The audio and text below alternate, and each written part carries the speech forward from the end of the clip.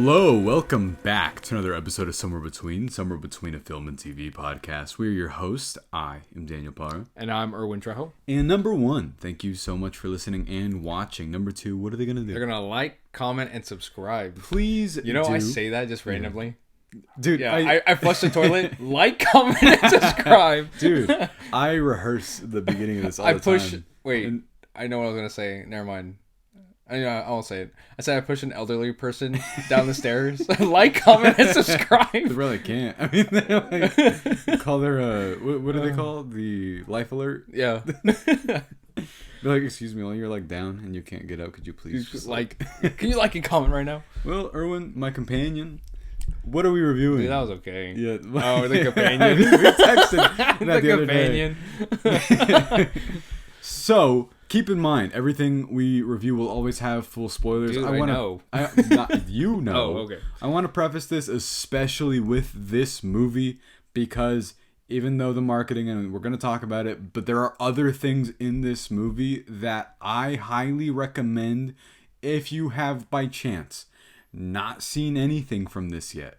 Please. Go in blind. Yeah, go in blind. Just know that I thought it was great. I thought it was great as well. Yeah, and we'll get into like what we actually thought in a second, but stop it right now. Go away. and then come back. Wait, no. Come in, like, leave, come back, comment. Yeah, and also finish the video. Finish the video. But, Erwin, now that we've prefaced all that stuff, what is this about? Basically, if you wanted to have sex with the robots. Yeah, which I mean, and what if robots had emotions? There were nobody's ever asked this question before. Do robots matter? Do they? I don't know. It's funny because so what if C-3PO was like, "Hey, I want to see your 3PO." Like if you could fuck C-3PO, yeah, or R2-D2. I think I would do R2-D2 too. I was like, out of the two of those, I think I would do R2-D2. He just seems fun.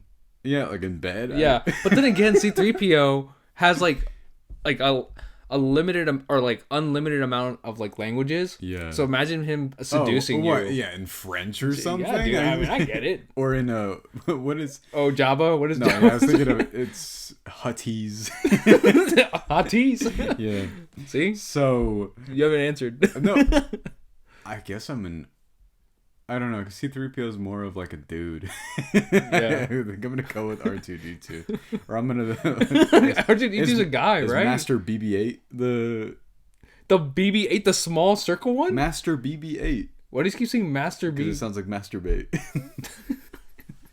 Anyway, Erwin. So this is essentially about a sex robot. Yes. A world that finally has the AI robots that we keep seeing. Can't help but wonder if this was based off of that Twitter article from a few years ago that was like... Not even that, though. We were in high school when that came out. Yeah, that was like, we're going to be having sex with robots in a few years. Yeah. And you're just like, who's we? Like, we? Like, what do you mean? But So, the IMDb description of this was like, after a... millionaire or billionaire, whatever it was one of the two. Yeah, he had lots of money. He had a lot of money. Goes wrong. It was super like vague in terms of what it was about. Yeah, and it is just essentially, we'll get into all of it. But with this movie, did you love it? Did you hate it? Or are you somewhere between? I loved it. Yeah, me too. I loved it a lot. Actually, I was hooked the moment this movie started. I thought so much of it. I want to correct something. On a previous episode, we said that Zach Kreger, I believe that's his name, from Barbarian, directed this. He just produced this. Yeah. This is written by Drew Hancock, the writer of Fred 3. Yeah. I haven't seen the third one. I've only seen the first Fred movie. Guys, do you remember the Fred movie? How does he sound? He's like... I'm not about to do an impression. I'm trying to think. It's super high-pitched. I don't think I could hit that register. Man, I could do it. No, you couldn't. No? Okay. No. But what'd you love about this? The robots. Yeah? There's only 2 robots in this movie, right? That we were aware of. Yes. I was convinced that... I was like... it was one of those movies where it took enough turns that I was thinking... is Jack Quaid gonna be Yeah. a robot? The things that I loved about this movie was the humor. They definitely balanced different tones in this movie, where it's just like the I don't think I can pronounce Accidentally? it. No, like existential. Oh, existential. Yeah. Like crisis that people would like the feeling of like not knowing if you're really alive or not. Yeah. And then balancing like humor and then like horror, like a bit of horror elements, I would say as well. One thing that struck me about this is the reason why I could also confuse it with somebody who made Barbarian is this movie is essentially genreless. I don't know where I would put it on the spectrum of like what category it fits into. I definitely say it's more of a comedy. But then it's also, you could definitely see it as a romance too in certain elements. It is also a relationship movie. It has an allegory that we're going to get into. It's pretty obvious what it is, but if you don't, I mean, of course we'll explain it, especially towards the end. You're like, okay, I mean, that makes perfect sense.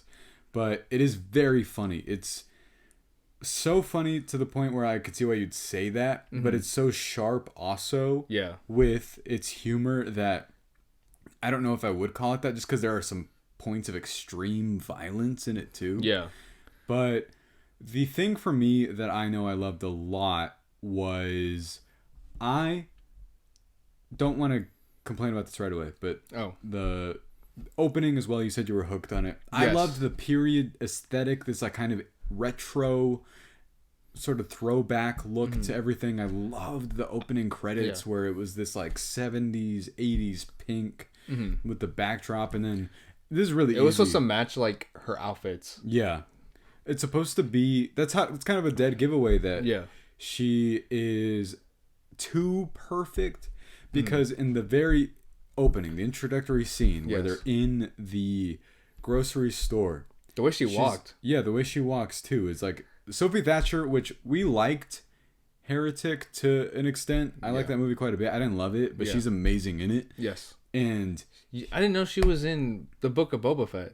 Yeah, she's the one. I didn't know in that Robert Rodriguez episode where he like does the 360 spin. Yeah, I always forget that. Yeah, she's got a look to her for sure. That's why I remember her in that, because she's also in a show called Yellow Jackets that I know people love that I haven't not seen myself. But with this, she's becoming like, it's funny, I say modern day Anya Taylor-Joy as if she's not also like still around. Yeah, I'm sure they're still around. No, but they remind me of each other in the sense of like how they come up in their career, because they have the same sort of genre horror picks that they like to do. See. Yeah. And with this, what really struck me, I do not want to let the performances here go unnoticed, because obviously Sophie Thatcher is the one where you have a lot to deal with and a lot to emote, but also not emote, but that's also on purpose. And touching on this archetype with Jack Quaid, who I love a lot, and it's kind of a detriment of my own. Dennis Quaid. Fudge, sorry, I was trying to think of like the dad's his dad that he doesn't like. I mean, I get a lot of people don't like him, so. But the whole thing that like he kind of, we talked about Scream, his character was basically the same. It's still kind of similar to Boys as well. Yeah, no, in the Boys I think he's way more likable, but only throughout the later of the seasons. I feel like in the first season where he's just trying to find his footing, then because he's utilizing his ability to play a pathetic person really well. Yeah. And that's what I was wanting to talk about later with my one singular flaw. It's not necessarily with him, it's about like a writing thing, but granted this movie's really fucking well written. Yes. And I loved all that stuff, but what else for you? I would also say just like the other characters that were introduced as well. Yeah. I really enjoyed the other couple, the two guys. Harvey Guillen, who is in Coco, I think. And Puss in Boots. Yeah, Puss in Boots. That's what it was. He was the dog. He was the dog. Yeah. And then he's also in the show What We Do in the Shadows. I haven't seen that one. I've seen like one season of it. It's very funny though, what I've seen. But I thought their chemistry, I felt like I believed it. Yeah. Like too well. Lukas Gage is awesome. I just remember him from Smile 2. You know? Yeah. I've also seen him in the show You. Oh, he's in that? Yeah, the third or fourth season. I don't remember. Okay. Yeah. And he also did a great job in that show. So I'm excited to see more, and like for at least for both of these actors and what they are capable of doing later on. No, we remember when we were talking about Wolfman that you said you really liked that they utilized one setting for this. It's the same thing here. I think they go 2 places and then 2 imaginary places. Oh yeah. Whenever they cut to the scenes where how they described like how they met one another. Yeah. I loved it so much. No, I did too. This movie has a really good editing rhythm to it, especially because it never drags. It's not that long. It's like an hour 40, but I also didn't feel like it was too short either, because a genre horror-esque type movie like this has to be pretty much the perfect length, or else you're kind of like, okay, either they're fumbling around, or a movie like this, you can see a character making a dumb decision and then being like, why would you do that? Yeah. Thankfully, this movie's able to explain essentially if they make a dumb choice, that's pretty much called out either immediately, that makes sense, or someone's intelligence is literally low. And I was like, that's really smart. See, and I love the fact that they utilize something like a device like that, because it just shows so much character as well. Like, not just to the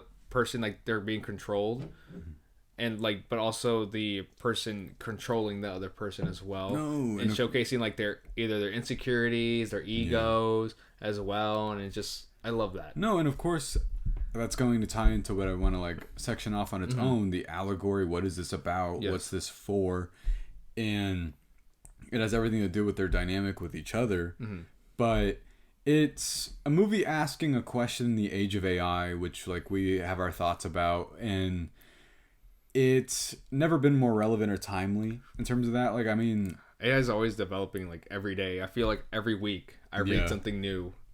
Or every day at work, I deal with someone turning in an AI assignment. I'm like, stop doing this. It's just AI images. Yeah, and someone turns that into like an art project. Like, I did it myself. What do you mean?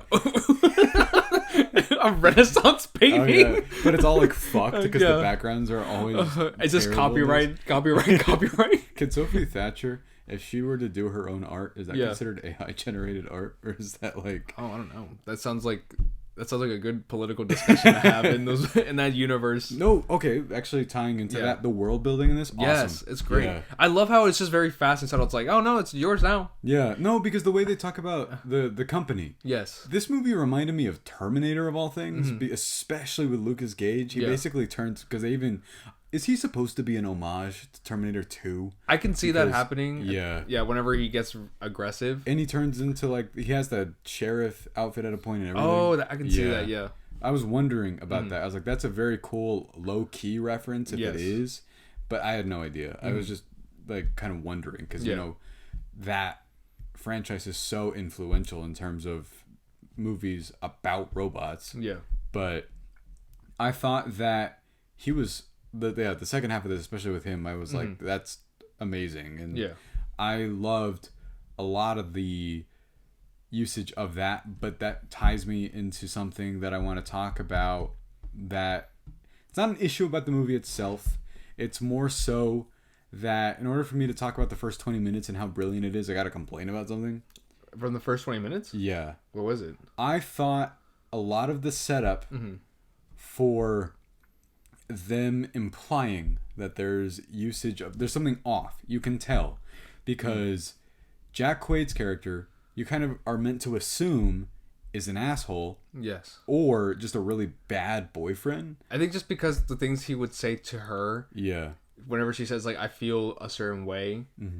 And so like it comes off that way. Yes. No, because it's actually kind of funny because I know that sometimes the way people feel about sex scenes in movies, the one in here is important, the one at like the beginning, where it like hard cuts and you're like, what the well, because like it isn't, well, first off, it doesn't really show because obviously it doesn't last long, but I do agree with you, just because it goes to show like why you would think like she would be upset by it. Yeah, because you're just like, he didn't do anything for her. Yeah, like what? There was no pleasure, there was no foreplay, what is this?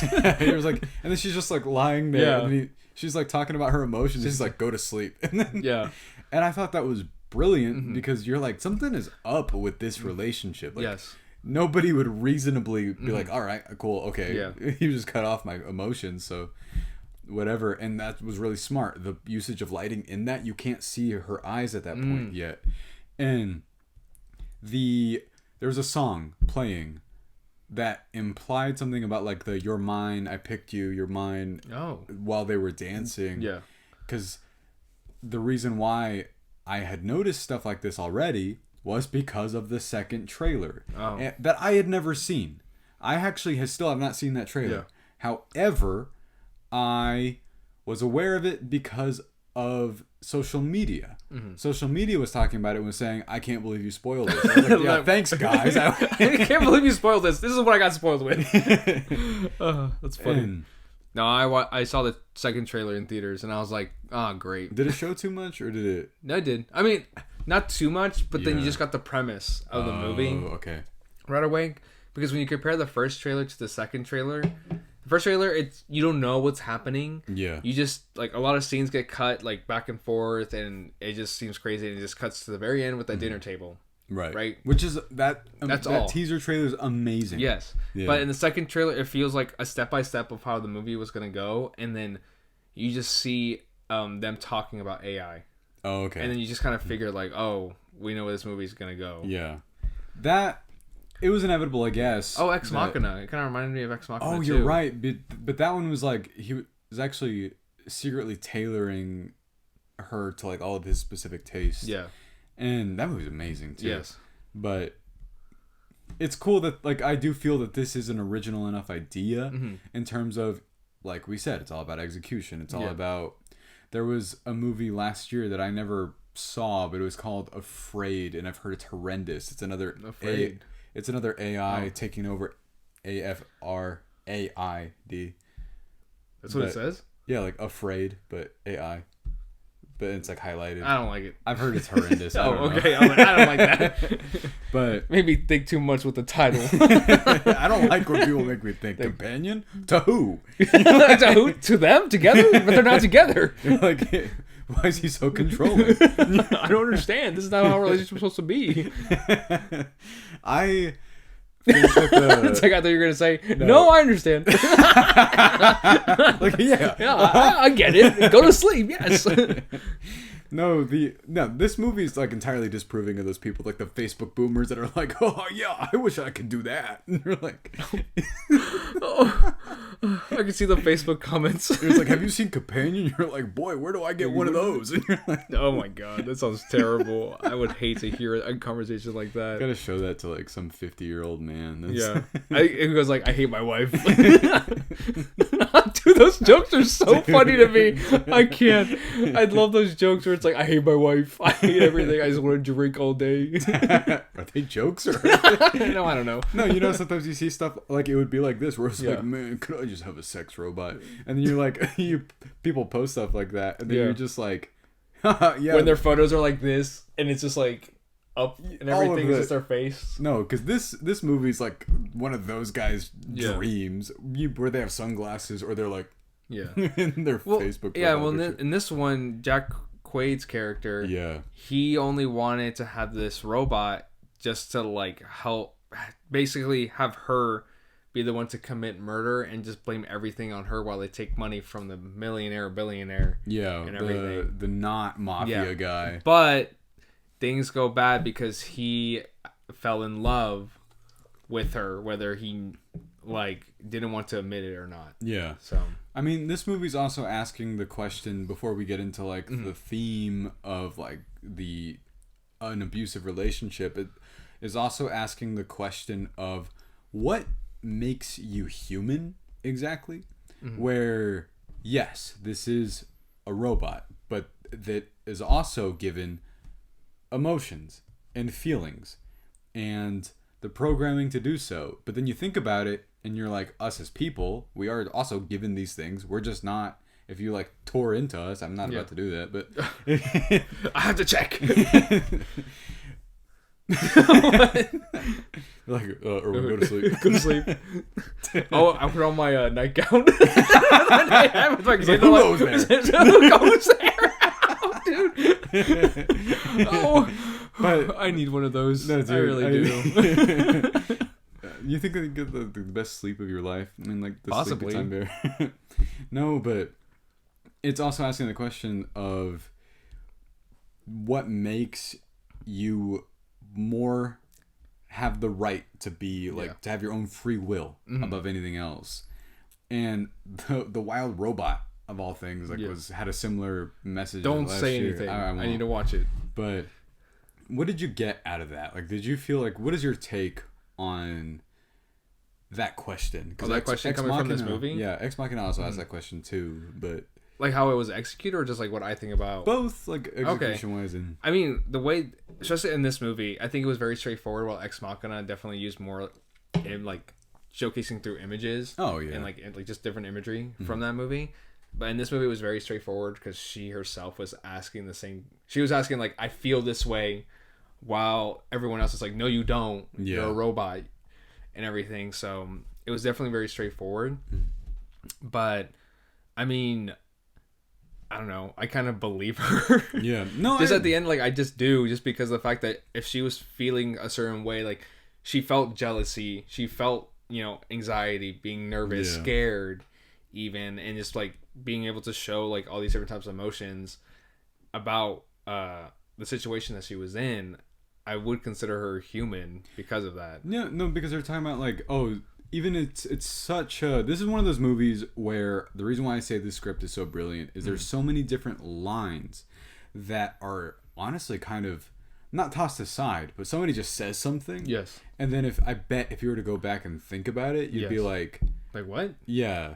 And there's a line from one of the guys that's delivering her in that one scene, and then he goes, "Oh, she's really intuitive, you'll see." And you're kind of like, okay, that's true, but to what end does someone adapt and feel their situations, right? And you're kind of like, that's also just how humans work, essentially. But I think it's the thing about AI, at least from what I like read and everything too, it's always developing too. Yeah. So I can just imagine where it's developing on its own. It's always learning. Will it ever get to this point? I hope not. I don't know. But I don't. Also, it's just like seeing at the very end of the movie too, seeing the fact that she saw another copy of her. Yeah, I thought that was great too. The reason why I thought that was amazing was because you're like, point proven that you can get this model. They even say, they're like, "Oh, that's one of our models of whatever it may be." And there's a really funny line earlier on whenever Jack Quaid's character is like saying, "Could you not have gotten a different one?" It's like, "Are you robot shaming me?" And that's a bit of world building that made me wonder. I'm like, what do the other ones even look like? And that's true. Are there copies of?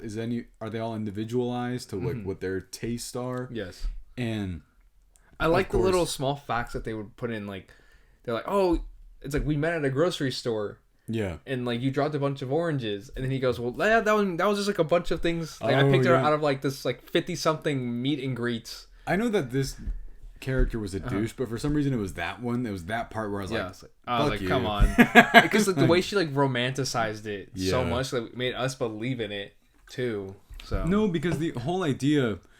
No, my favorite was the costume, the Halloween costume one. That one's amazing. The reason why I think that's amazing is the marketing in the first trailer is like from the producers who brought you Barbarian and The Notebook. Oh, and that reminds me of how The Notebook actually like does play on that kind of romance like that. It's like a romanticized version of reality. Yes. And this one takes that exact example. Like, it's supposed to be something that like, oh yeah, it'd be cool if that could ever happen to you in real life. Like, granted, I mean, like, it's not going to be that saccharine, that sweet. And these are like the ideal meet cutes, right? That the one with the dinosaur where it's like stepping on my costume. And then I thought, next time I see a person with a costume and it's like a dinosaur and I step on their tail every time. You're stepping on my tail. Boom, smash. This is our meeting cute now.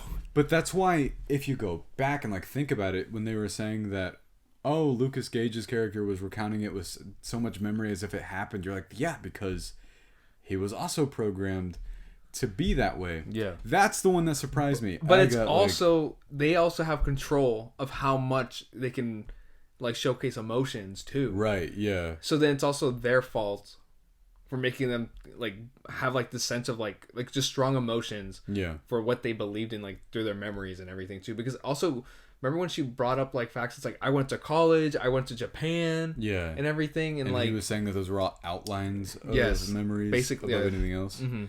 And that's what was really interesting to me, is that it's kind of hard to read why his character, I think like he was obviously lonely, and then you get to the point where like this is when you know exactly what type of character he is. I mean, you do know for most of it, but there's a line that he has where he says, I mean, I'm a nice guy. And I was like, oh, great. And I was like, that's... What did he say during the dinner? He was basically saying, like, people like me that get... No, when he was like, the world is hard out there for people like me. And that's actually... I don't want to get into our negatives yet, but whenever he said that, I was like, there's only one thing I want to know. What is his job? Like, what's his background? Yeah. Like, that's literally my only flaw, was that I was like, I just wish that they could have at least told me what his, like, job was. That way you can underscore just that much more how pathetic a person he is. Yeah. And I got the point. I for sure did. Yeah. But it was just that one singular detail that I was like, if they would have done that, I really would have. See, and my flaw was the other girl. It was Megan Suri, I believe that's... Oh, I guess the other one that was also in with the murdering too? Yeah. Yes, her. And it's just because like, I felt that with like Eli and Josh, they both had already like so much story, like character development and that we saw with them, and not the other one too. Besides one line that I remember her saying where it's like, oh wow, like talking about being replaceable towards Sophie Thatcher's character, Iris. And that was like, I was like, oh, that's interesting. Like, what does she mean by that? Like, why was she jealous? Yeah. Like, it seemed like she was jealous or like off put by just her being there. Yeah. And I don't know, was there something that happened? I don't know what. Or it's like, did she have like a strong opinion about these AI robots? My take on that was tying into the themes of this movie, which is, of course, about abusive relationships and realizing you're in one and leaving an abusive relationship. Yeah. That's the allegory. It's clear, especially towards the end. But the whole thing with her and Sergey, they kind of mention that Jack Quaid and her might have like a thing with each other, but you're never for sure. It's not that it's not. I guess I kind of want to know like what she was doing. Kind of the same way like you want to know what Jack Quaid's character was doing too. Like more so. And so like I want to know what she was doing. So in that way I felt her death was impactful, because whenever Eli died, I was like, oh my god. Yeah. Like I really believe Eli. I was like, oh my god, their relationship with Eli and like his partner in the movie, I believed it. Yeah. Especially whenever he admitted to, it was like, oh my god, I love you, even though you're a robot, I love this robot. Yeah. No, the way that he's like, I can't believe I'm saying that to a robot, because the way that they talk to each other, there's clearly, they even say something like, oh, I've pieced it together over the years. Yeah. You're like, whoa, years. And because we don't know how long this has been going on. The line where he's like, you're a rental. I was like, I was like, dude. But with all of that, I don't know. I was just, with her, it was clear to me that it was a jealousy thing. It was like, you make me feel replaceable. But it was another thing to me where obviously the Sergey character, we're supposed to know, is a bad boyfriend to a real person. Yes. It's supposed to be a parallel between the two, clearly, to really underscore that point. Yeah. Whereas she says, I mean, he was a terrible person. He probably deserved to die. But he's like, you told me he was in the mob. No, you assumed he was in the mob, and I heard you. I didn't agree with you. And I was like, that's funny. Because there are so many small details of like this movie, like that. It's really well written, and sometimes when they do the cutaways to stuff, it reminds me of a Family Guy gag of all things. That's funny. Because they'll make a joke and then it'll cut away to the scene happening, and you're like, that's how Family Guy does it. But with that being said, Family Guy aired 25 years. Yeah, I think we're essentially the same age as Family Guy. With that being said, though, do you have any other negatives with this movie? No, that was like my only thing. Yeah, but that was my just because thing. There was very little to no characters in this movie. Yeah. And so the fact that when we actually spent time with certain characters, I knew something about them which either made me care more about them. That's why I was like, I really wish I knew more about her. Yeah. Specifically. How did you feel about the allegory of this? Like what it's about? Did you feel like it made its point? Or... Definitely. Yeah. Yeah, most definitely. Especially whenever Iris at the very end was making choices for herself from now on, it definitely showcased like what the point was being made. Here is why I like that they waited a really long time to make him physically abusive. Mm-hmm. Was because there are different types of abusive relationships. Mm-hmm. There's verbal, there's so many different kinds. However, in media, which one's the one you see the most typically? Physical. It's typically physical. Yeah. And with this, underscoring the point of that, sometimes people, even with technology, they say, have you ever noticed the way some people talk to their Siri? Mm. They'll say like, oh, shut the fuck up, or like something like that. Yeah. Whenever it's maps, I'm aware of it. I've seen people do it. You act like you don't do it. Oh no, I say please be quiet because please be quiet. The reason why is because I'm afraid that it might take over the world someday. And Siri does have a tendency to interrupt the really good parts of songs though when you're in maps. But the whole thing with that is even displayed as recently as with the whole stream that Kai Cenat did. And he like beat the fuck out of a robot that had had no free will. When? It was on a stream that he did the other day on, and they brought in a robot that was sent to them, and obviously the robot has like no free will to do what it wants, but it was being kicked by them a lot. It was trying to put itself back up. Yeah. And it was kind of learning and adapting to its environment. Oh, okay. And it was such a weird thing to see right before I saw this. And this movie is also taking that idea where sometimes people joke, but it's like, I'm going to be nice to Siri and Alexa because what if one day? You never know. Exactly. Like, I know that's just paranoia. But I think it's also asking that question of what makes us human. Yeah. So what can other things be human as? Because it's the same way when people with animals. Yeah. Right? And some people care more about animals than they do humans. And it's just because of the fact that a lot of animals have certain like emotional tendencies as we do. Yeah. They care, they love and everything. And I don't know. It's just like, but also like, yes, they have free will, but sometimes like we can also control their will too. Yeah. But like, should we?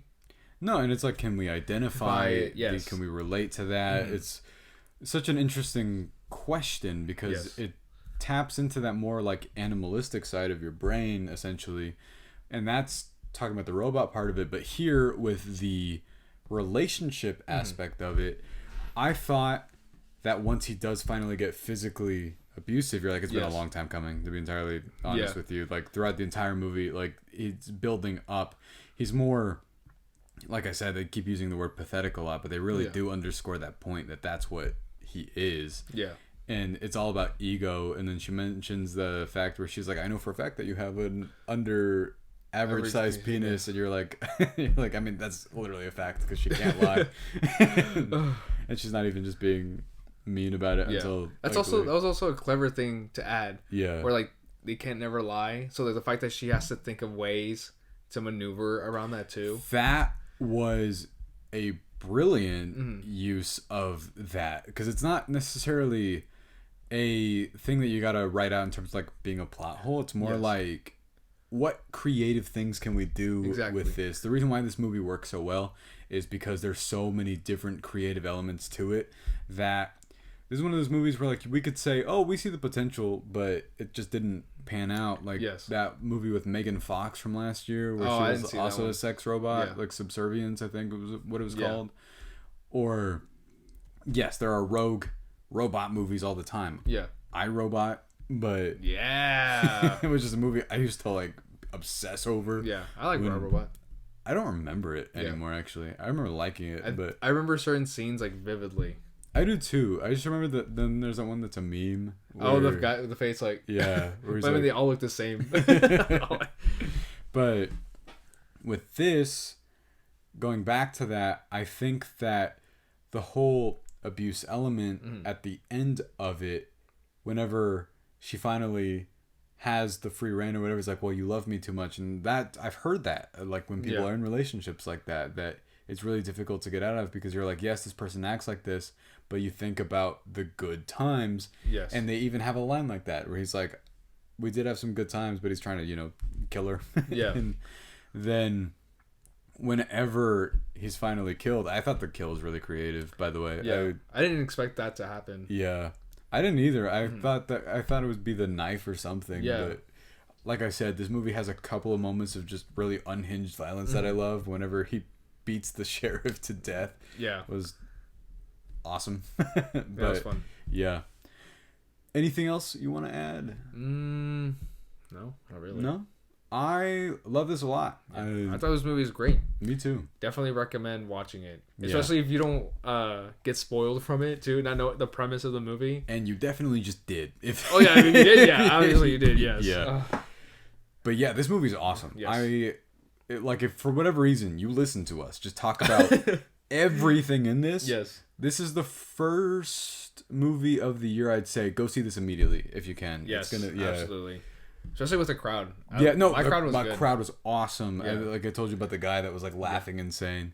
And did you, before we like start wrapping up, were you surprised by any of the stuff that happened after the fact? Because mine was whenever the other boyfriend is also a companion.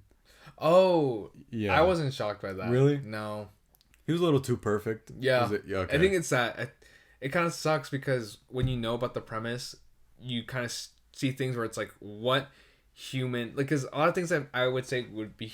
What makes something human, too, is not the perfection aspect, but the things that... like, the mistakes that are made. Oh, I see.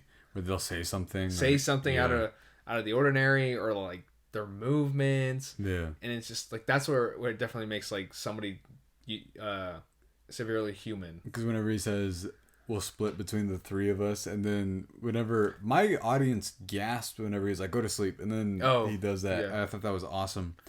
I had a super interactive crowd. It is something I think it's doing well. I've seen that like it's sold out in all of our showtimes near us, which is awesome.